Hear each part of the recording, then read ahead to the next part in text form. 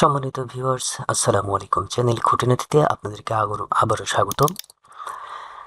বন্ধুরা, আজ আমি আপনাদের দেখাবো কিভাবে উইন্ডোজ সফটওয়্যার ব্যবহার করে সহজে আমরা ব্যাকগ্রাউন্ড রিমুভ করতে পারি। আমরা ব্যাকগ্রাউন্ড রিমুভের জন্য আমরা আপডেট সফটওয়্যার খুঁজে থাকি, অনলাইনের হেল্প নিয়ে থাকি, কিন্তু উইন্ডোজের এই ছোট্ট ফিচার থেকে যে খুব সুন্দরভাবে ব্যাকগ্রাউন্ড রিমুভ করা যায়, যে কোনো ফটোর ব্যাকগ্রাউন্ড রিমুভ করা যায়, কিভাবে করা যায় সেটি আমি আপনাদের দেখানোর জন্য এই পেজে নিয়ে এসেছি। এগুলো হচ্ছে আমার পিকচারগুলো ব্যাকগ্রাউন্ড রিমুভ করে দেখাবো। আমরা ডাবল ক্লিক করলে আমরা এই যে ফটোজের মাধ্যমে ইমেজকে ওপেন করব। যদি আপনাদের এই ফটোজের মাধ্যমে ইমেজ ওপেন না হয়, সেক্ষেত্রে আপনারা প্রথমে ছবির উপরে রাইট ক্লিক করবেন, করার পরে ওপেন উইথ করবেন। ওপেন উইথ করার পরে এই যে আইকনটি দেখতে পাচ্ছেন ফটোজ, এর মাধ্যমে এটিকে ওপেন করবেন।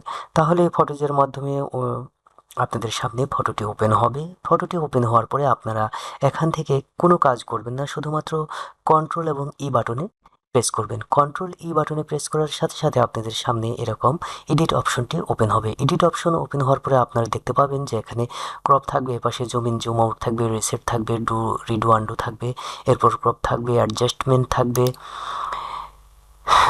এরপরে ফিল্টার থাকবে, এই একদম যে শেষে ইরেজ থাকবে, এবং ব্যাকগ্রাউন্ড আপনারা ব্যাকগ্রাউন্ডে ক্লিক করবেন। ব্যাকগ্রাউন্ডে ক্লিক করার পরে কিছুক্ষণ আপনারা অপেক্ষা করবেন। দেখবেন যে চারদিকে এক ধরনের প্লেইং বর্ডার দেখা যাবে। প্লেইং বর্ডারটি আপনার মাস্কিংটাকে ওপেন করবে। এই যে এখানে যে মাস্কিং অপশনটি আছে, আমি একটু নিচে দিই, সরি। এই যে মাস্কিং অপশনটি আছে, এই মাস্কিং অপশনটি আপনাকে দেখিয়ে দেবে যে আপনার কোন কোন অংশটি ব্যাকগ্রাউন্ড হিসেবে বাদ পড়বে, অর্থাৎ মাস্ক করা হবে। আমি যদি এখানে ওকে বাটনে ক্লিক করি, দেখবেন আমার এখানে ব্রাশ করার মাধ্যমে আমরা কোন অংশটি যদি আমরা মাস্ক থেকে আউট করতে চাই, সেক্ষেত্রে আমাদের রিমুভ মাস্ক করতে হবে। তো এটা আমি পরে দেখাবো।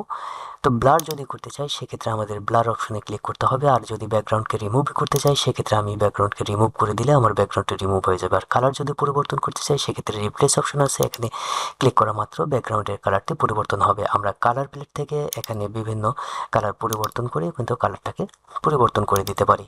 ধরুন রেড কালার দিলাম, এখান থেকে ইয়েলো কালার দিলাম, আমরা পছন্দ সেই কালার এর মাধ্যমে ব্যাকগ্রাউন্ডকে রিমুভ করতে পারবো। ঠিক আছে, এভাবে। এরপরে কন্ট্রোল এস চেপে আপনারা সেভ দিতে পারেন, অথবা সেভ অপশনে ক্লিক করার মাধ্যমে এটাকে ক্লিপবোর্ডে কপি করতে পারেন, কিংবা সেভ অপশনে ক্লিক করার মাধ্যমে সেভ করতে পারেন, এবং কপি আকারেও সেভ করার জন্য সেভ এস কপি বাটনে ক্লিক করতে পারেন। এটি হয়ে গেল। আমি এখানে সেভ না দিয়ে আমি এখানে ক্যান্সেল করলাম। ক্যান্সেল করার পর আমি ওকে বাটনে প্রেস করব, কারণ recent change will be lost, আমি প্রয়োজন নেই, যার কারণে এখানে ওকে বাটনে প্রেস করব। আমরা আগের যে ফিচার সেই পিকচারে ফিরে যাব। এরপর এফ বাটনে প্রেস করলে আমাদের সামনে এরকম নিচে অপশনটি ওপেন হয়ে যাবে। আমরা সেখান থেকে ছবি দেখে এই যে আগের যে সব ছবিটা রয়েছে, আমি এই ছবিটার ব্যাকগ্রাউন্ডে রিমুভ করে দেখাবো। কন্ট্রোল ই বাটনে প্রেস করে এডিট অপশনটি ওপেন হবে। এডিট অপশন ওপেন হওয়ার পরে আমাদের কোনো কাজ নেই, শুধু ব্যাকগ্রাউন্ড অপশনে আমরা ক্লিক করব।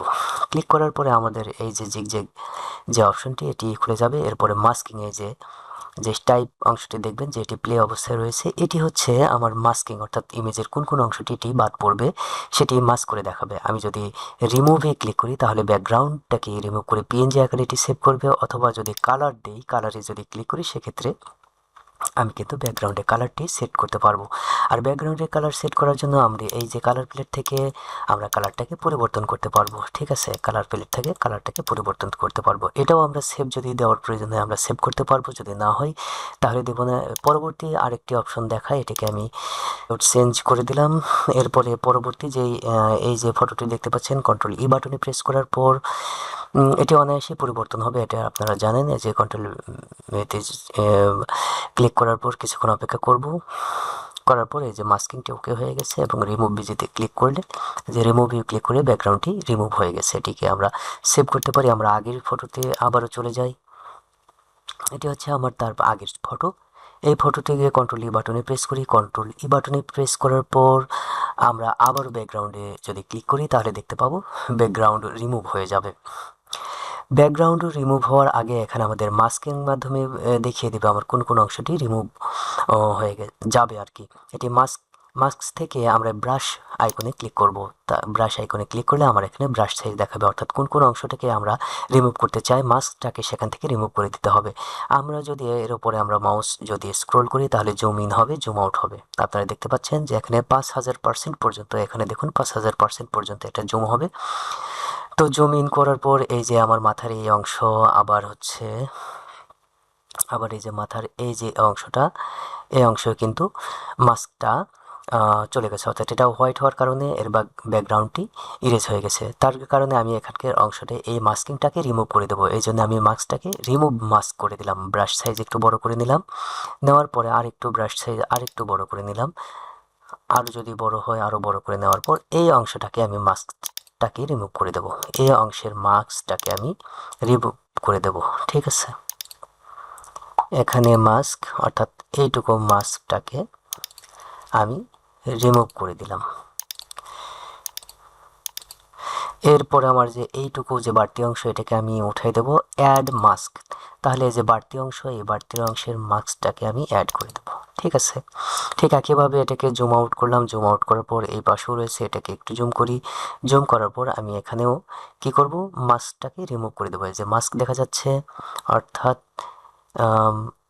বেন্টটা দেখা যাচ্ছে না, এখানে রিমুভ মাস্ক দিয়ে এখানে আমি একটা ক্লিক করলাম। এই যে মাস্কটা খুব সুন্দরভাবে এখান থেকে আউট হয়ে গিয়ে এর অংশটা কিন্তু দেখা যাচ্ছে। ঠিক এভাবে মাস্ক আমরা রিমুভ করতে পারি। ছবিকে যে কোনো অংশের মাস্কে পরিবর্তন করার জন্য স্ক্রোলের মাধ্যমে আমরা একে জুম ইন এবং জুম আউট করতে পারি। এরপরে আমরা মাস্ক যদি অ্যাড করতে চাই, কোন কোন অংশে অ্যাড করতে হবে সেটা অ্যাড করতে পারি। এরপরে আমি যদি ব্যাকগ্রাউন্ড রিমুভে দিই, দেখবেন যে ব্যাকগ্রাউন্ডটি রিমুভ হয়ে গেছে। এরপর কালারটাকে যদি পরিবর্তন করতে চাই তাহলে এখান থেকে কালারটাকে সিলেকশন করব। সিলেকশন করার পর কালার প্যালেট থেকে যে কোনো একটা কালার দেবো। কালার দেওয়ার পর এখান থেকে আমি ইচ্ছা মতো ব্যাকগ্রাউন্ডের কালারটি পরিবর্তন করতে পারবো। ঠিক আছে, এই যে ইচ্ছে মতো যে কোনো কালারের ব্যাকগ্রাউন্ডকে আমরা পরিবর্তন করতে পারবো। এরপরে আমরা যদি সেভ দেওয়ার প্রয়োজন হয় সেভ দেব।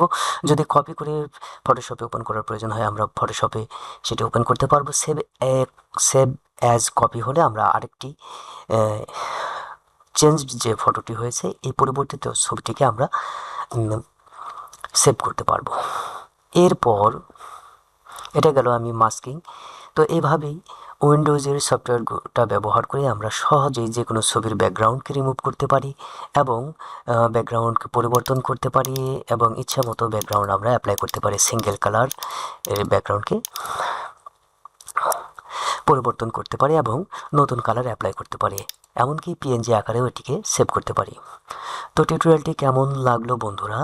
আপনারা যারা নতুন আছেন তারা এটিকে প্র্যাকটিস করবেন, যারা নতুন আপডেট ভার্সনগুলো ব্যবহার করছেন তাদের জন্য এই ফিচারটি অনেকটাই কাজে আসবে। তো পরবর্তীতে আপনাদের সামনে নতুন টিউটোরিয়াল নিয়ে আবারও হাজির হব। ততদিন সুস্থ সুন্দর থাকুন। আল্লাহ হাফিজ।